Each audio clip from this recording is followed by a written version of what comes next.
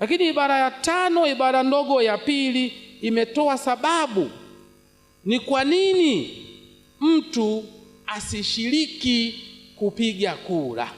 Kwa nini mtu asipate haki yake ile ya kupiga kura? Na imeongelea sababu 4 tu, naomba niwaambie. Sababu ya kwanza, endapo wewe sio raia wa Tanzania. Sisi humu wote si raia jamani, kwa hiyo tuna haki ya kupiga kura. Hiyo sababu ya kwanza haituhusu. Sababu ya pili, endapo wewe mtu ni mwenda wazimu, una ugonjwa wa akili, Waswahili wanasema chizi. Sasa niulize, humu ndani kuna mwenda wazimu? Wakituambia tusiende kupiga kura, maana anatuambia sisi ni wenda wazimu. Sisi tuambie sisi sio wenda wazimu, tuna haki ya kwenda kupiga kura. Sababu ya tatu, uwe umetiwa hatiani kwa makosa fulani fulani ya jinai. Yaani kiufupi uwe mhalifu. Humu ndani kuna wahalifu, manake tuna haki ya kwenda kupiga kura. Sababu ya 4 na ya mwisho, uwe umekosa kitambulisho cha umri, cha uraia au cha mpiga kura, kimoja kati ya hivyo. Sisi humu wote tuna vitambulisho.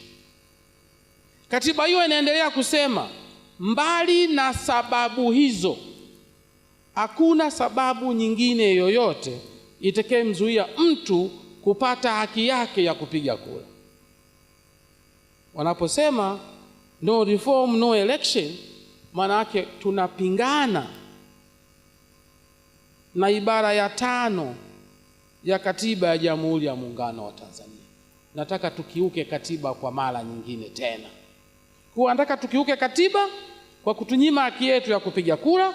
Wanataka tukiuke katiba kwa kuifanya serikali ya Dr. Samia Suluhu Hassan, serikali ya awamu ya 6, serikali ya Chama cha Mapinduzi, iendelee kukaa madarakani baada ya Oktoba pasipo uchaguzi, kinyume cha katiba. Jambo hilo kwenye nchi yoyote yenye ustaarabu haliwezekani.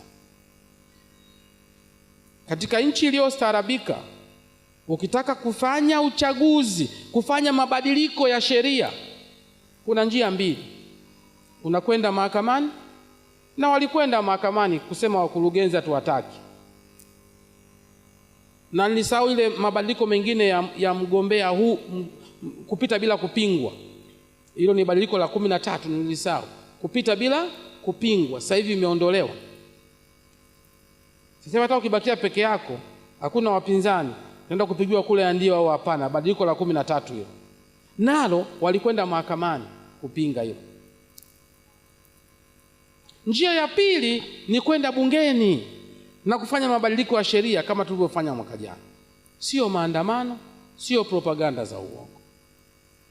Tumelisema hilo viongozi wenzangu, tukiamini kwamba sisi viongozi wa sisi tukilielewa hilo, wanachama wetu watalielewa na wananchi tunaowaongoza watalielewa, na nchi yetu itakuwa salama zaidi.